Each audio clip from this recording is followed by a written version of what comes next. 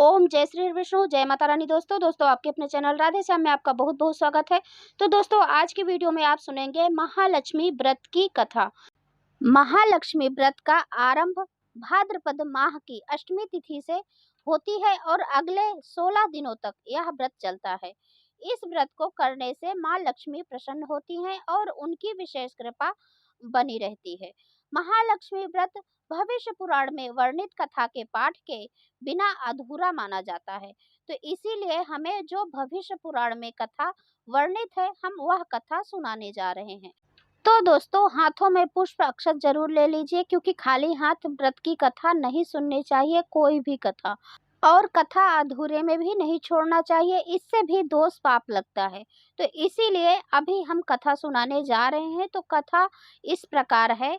तो धर्मराज युधिष्ठिर बोले, हे पुरुषोत्तम, अपने नष्ट स्थान की पुनः प्राप्ति कराने वाला और पुत्र आयु सर्वस्व तथा मनोभिलाषी फलप्रद कोई एक व्रत मुझसे कहिए। श्री कृष्ण ने युधिष्ठिर से कहा, कृतयुग सतयुग के आदि में जिस समय दैत्यराज वृत्रासुर ने देवताओं के स्वर्गलोक में प्रवेश किया, उस समय इंद्र ने भी यही प्रश्न नारद मुनि से किया था। इंद्र के पूछने पर नारद जी कहने लगे, हे इंद्र सुनो, पूर्व समय में अत्यंत रमणीय पुरंदपुर नाम का एक नगर था। उसकी भूमि रत्नों से युक्त थी और पर्वत भी रत्नों से भरे हुए थे।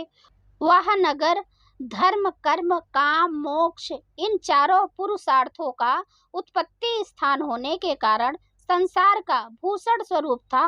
उस नगर में मंगलमय मंगल नामक राजा राज्य करता था। उसके महादुर्भगा चिल्ल देवी और यशस्विनी चोल देवी ये दो रानियां थी। एक समय राजा मंगल चोल देवी के साथ महल के शिखर पर बैठा था। वहां से उसकी दृष्टि समुद्र के जल से घिरे हुए एक स्थान पर पड़ी।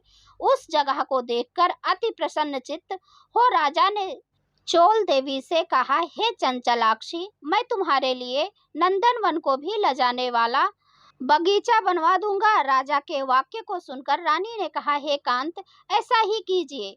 तदनुसार राजा ने उस स्थान पर बगीचा बनवा दिया। वह बाग थोड़े ही समय में अनेक वृक्ष लता फूलों और पक्षीगणों से संपन्न हो गया। एक समय उस उद्यान में विकराल शरीर से युक्त मेघ तुल्य काला एक सूकर आ गया। वह अपनी दाढ़ों से सूर्य चंद्र को भी खींच सकता था। गर्जन में वह प्रलय काल के मेघ सदृश था। उसने आकर अनेक वृक्षों को तोड़ मरोड़ डाला और उस उद्यान को चौपट कर दिया। हे युधिष्ठिर, उस सूकर ने किसी वृक्ष को जड़ से उखाड़ा, किसी को दांतों से तोड़ा, किसी को दांतों की रगड़ से ही तोड़ दिया।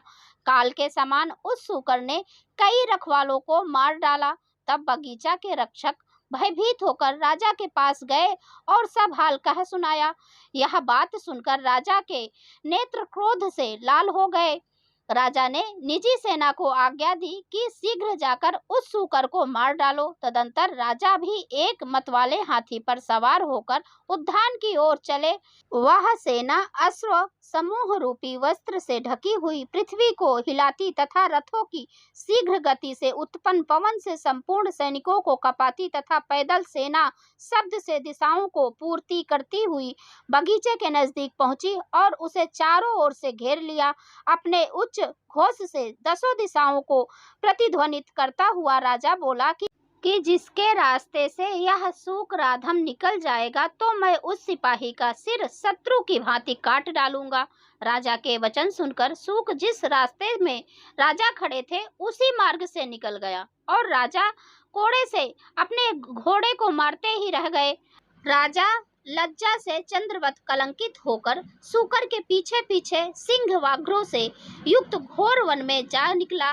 उस वन में तामल ताल हिंताल साल अर्जुन आदि के वृक्ष थे। वहां विविध लताएं थी। झिल्लियों की झंकार से दसों दिशाएं मुखरित हो रही थी। राजा उस घोर वन में एकाग्र मन से उस सूकर को ढूंढ रहा था। एकाएक सूकर से उसका सामना हो गया। तब राजा ने बाण से जैसे ही सूकर को घायल किया, वैसे ही बाण के लगते सूकर अपने अधम शरीर को छोड़कर दिव्य गंधर्व रूप धारण कर विमान पर जा बैठा। गंधर्व बोला, हे महिपाल, आपका कल्याण हो। आपने मुझे सूकर योनि से छुड़ाया, अतः आप बड़ी कृपा की। अब मेरा वृतांत सुनिए। एक समय ब्रह्मा जी देवताओं से घिरे हुए बैठे थे और मैं उनकी तरह तरह के स्थान व गुणों से युक्त गीत सुना रहा था। गाते गाते मैं ताल स्वर में भ्रष्ट हो गया। इसी कारण ब्रह्मा जी ने मुझे चित्ररथ गंधर्व को शाप दे दिया। ब्रह्मा ने कहा, तू पृथ्वी पर सूकर होगा। जिस समय राजाओं का राजा मंगल तुझे अपने हाथों से मारेगा, उस समय तू सूकर योनि से छूटकर फिर इस अवस्था को प्राप्त हो जाएगा। अतएव हे महापते, मैं इस योनि में आया था। आज आपके हाथ से मरकर मैं सूकर योनि से छूट गया। अब मैं प्रसन्न होकर देवताओं को भी दुर्लभ एक वर आपको देता हूँ, उसे आप स्वीकार कीजिए। धर्म, अर्थ, काम तथा मोक्ष को देने वाला यह महालक्ष्मी व्रत है। इसे करके आप सार्वभौम राजा हो जाएंगे। अब आप प्रसन्न होकर अपनी राजधानी को जाइए। नारद जी कहते हैं, चित्ररथ गंधर्व राजा मंगल से यह कहकर शरत काल के मेघ के समान तत्क्षण अंतर्ध्यान हो गया। राजा मंगल जो ही चलने को हुआ, त्यों ही बगल में वृक्षाला लिए एक ब्राह्मण बालक को देखा। राजा ने मुस्कुराकर बालक से कहा, हे बटो, देव, दानव, गंधर्व, राक्षस, इनमें आप कौन हैं? आप सच सच कहिए, ऐसे घोर जंगल में आप किस लिए आए हैं? राजा के प्रिय वचन सुनकर बटू ने राजा को आशीर्वाद देते हुए कहा, हे राजन, मेरा जन्म आप ही के देश में हुआ है। मैं आप ही के साथ साथ यहाँ आया हूँ। मेरे योग्य यदि कोई कार्य हो तो बताइए। राजा ने कहा, आज से मैं आपको नूतन कहूँगा।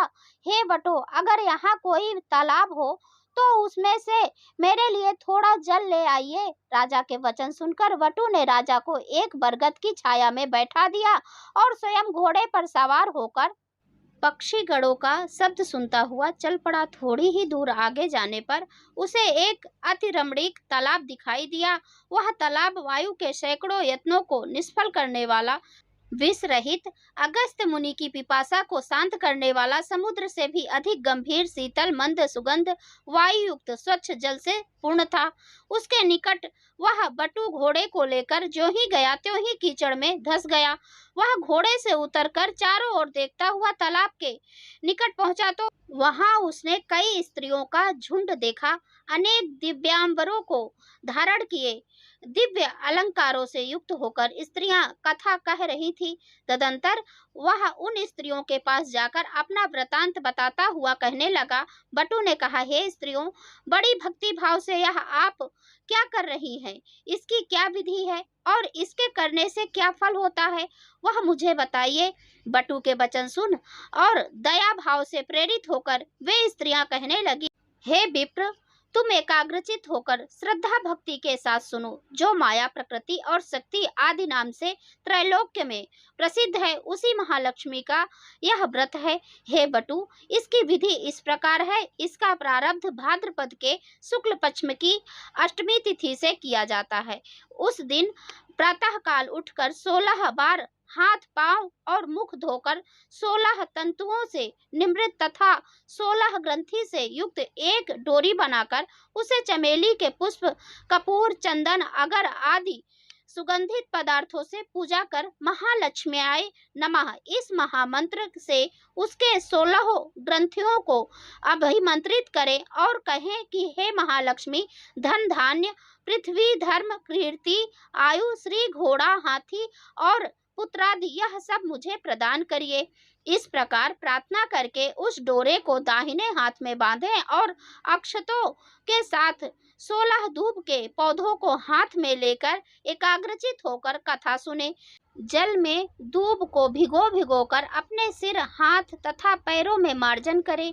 भाद्रपद शुक्ल अष्टमी से अश्वनी कृष्ण अष्टमी तक 16 दिन नित्य हाथ में अक्षत लेकर कथा सुने। 16वें दिन अश्विन कृष्ण अष्टमी को सायंकाल के समय जितेंद्रिय हो स्नान कर सफेद कपड़े पहनकर पूजा घर में जाएं। वहां पर पूर्वाभिमुख हो पवित्र आसन पर बैठ अष्टदल श्वेत कमल बनाए। कमल दल के किनारे इंद्रादिक शक्तियों को लिखे। कर्णिका में श्वेतांगी, श्वेत वर्ण वाली श्वेत पत्र, मोतियों से अलंकृत कमलासना, हास्ययुक्त कमलवत मुख वाली, सरचंद्र के तुल्य कांतिमती, चतुर्भुजा, दो हाथों में कमल लिए, अभयदायिनी, दोनों ओर से हाथियों के सुंडों से जल से सींचती हुई अटल क्षय युक्त महालक्ष्मी का ध्यान करता हुआ कपूर, अगर और चंदन से महालक्ष्मी की पूजा करें। उनका आवाहन करके कहें कि हे महालक्ष्मी, विष्णु के स्थान से तुम यहाँ आओ। हे देवी, आप ही के निमित्त मैंने यह षोडशोपचार पूजन की सामग्री जुटाई है। हे विप्र, व्रती 16 दिन पूरा होने पर किस विधि से उद्यापन करे वह भी सुनो। सुवर्ण के श्रृंग से युक्त गौ तथा सुवर्ण आदि किसी विद्वान और वेद पाठी ब्राह्मण को दान करके दें। तदंतर यथाशक्ति दान देने से यह व्रत पूर्ण होता है। साथ साथ ब्राह्मणों को वस्त्र आदि भी दान देना चाहिए। इस प्रकार विधि विधान बता करके स्त्रियां बोली, हे विप्र, सब व्रतों में उत्तम यह व्रत हमने तुमसे कहा है। इसके करने से मनोवांछित फल अनायास प्राप्त हो जाता है। हे विप्र, तुम इस उत्तम व्रत को करो और राजा से भी कराओ। यदि कोई अन्य श्रद्धावान पुरुष मिल जाए तो उससे कहो और उससे भी व्रत करवाओ। हाँ, नास्तिकों के समक्ष यह व्रत कभी मत कहना। स्त्रियों के वचन सुनकर ब्राह्मण बालक उन स्त्रियों को नमस्कार कर और घोड़े को कीचड़ से निकालकर और उसे पानी पिला, कमल के पत्ते में राजा के लिए जल ले और घोड़े पर चढ़कर राजा के पास आया। राजा को जल देकर उक्त व्रत का महात्म्य राजा से कहा और अनेक भांति की सामग्री जुटाकर उस व्रत को राजा से कराया। वह मंगल राजा एक बटु इस व्रत के प्रभाव से राजाओं में श्रेष्ठ राजा हुआ। वह राजा मंगल घोड़े पर सवार होकर अपने नगर के समीप जा पहुंचा। राजा को आते देखकर पुरवासी तुरही आदि बाजाओं को बजाते, हाथों में बड़ी बड़ी ध्वजाओं तथा माला को लिए, कलशों को सिर पर रखे और घंटा आदि बजाते हुए आए। उस समय वह नगर अत्यंत सुशोभित था। मार्ग में रूपवती स्त्रियां राज दर्शन के निमित्त दौड़कर आ उपस्थित हुई। इनको दर्शन देते देते राजा मंगल उस ब्राह्मण के सहित अपने महल के निकट पहुंचे। घोड़े पर से उतरकर महाराज मंगल अपनी पटरानी चोल देवी के महल में गए। जाते ही रानी ने राजा के हाथ में एक डोरा बंधा देखा। इस पर रानी ने अत्यंत क्रोध करके कहा कि मालूम होता है राजा शिकार के बहाने किसी दूसरी स्त्री के पास गया था। उसी के सौभाग्य के लिए राजा ने हाथ में यह डोरा बांध रखा है। उसी का भेजा हुआ ब्राह्मण बालक भी मुझे देखने आया है। ऐसा विचार करके चोल देवी ने राजा के हाथ में बंधा डोरा तोड़कर पृथ्वी पर डाल दिया। राजा मंगल भी सामंत मंत्री तथा अन्य भृत्यों के साथ वन की बातें कर रहा था। इसी कारण राजा ने रानी को डोरा तोड़ते नहीं देखा। संयोगवश उसी समय चिल्ल देवी की एक दासी वहां कुछ कहने आई थी। उसने वह डोरा उठाकर उस ब्राह्मण वटु से उसका कारण और व्रत पूछा। तब दासी ने चिल्ल देवी के पास जाकर वह व्रत बताया और ब्राह्मण वटु को बुलाकर विधिवत महालक्ष्मी का उत्तम व्रत किया। 1 वर्ष बाद महालक्ष्मी पूजन के दिन चिल्ल देवी के महल में बाजाओं का शब्द हुआ और वह शब्द राजा मंगल ने भी सुना। तब राजा को महालक्ष्मी के व्रत की याद आ गई और वह ब्राह्मण वटु से कहने लगा, अरे आज महालक्ष्मी की पूजा का दिन है, मेरा वह डोरा कहाँ है? यह पूछने पर वटु ने चोल देवी के द्वारा डोरा तोड़े जाने का हाल कहा। वह सुनकर राजा चोल देवी पर अत्यंत कुपित हुआ और कहने लगा, आज से चिल्ल देवी के ही घर में पूजा करूंगा। इसी समय राजा ब्राह्मण वटु को लेकर लक्ष्मी जी की पूजनार्थ चिल्ल देवी के घर में गया। उसी समय लक्ष्मी जी एक वृद्धा स्त्री का रूप धारण कर परीक्षा के लिए चोल देवी के महल में गई। चोल देवी वृद्ध रूप धारणी लक्ष्मी जी से कहने लगी, अरे दुष्टे, तू यहाँ से शीघ्र चली जा। मेरे घर में आने से तेरा क्या लाभ है?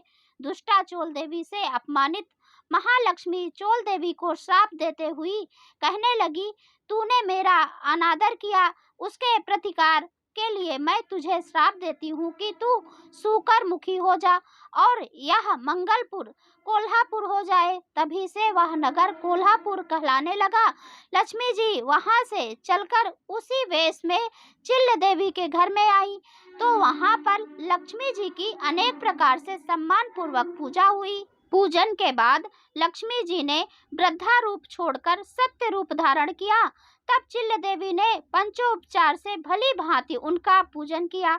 इस पर महादेवी ने प्रसन्न होकर चिल्ल देवी से वर मांगने के लिए कहा। श्री लक्ष्मी जी बोली, हे चिल्ल देवी, तुम्हारे पूजन से मैं अति संतुष्ट हूँ।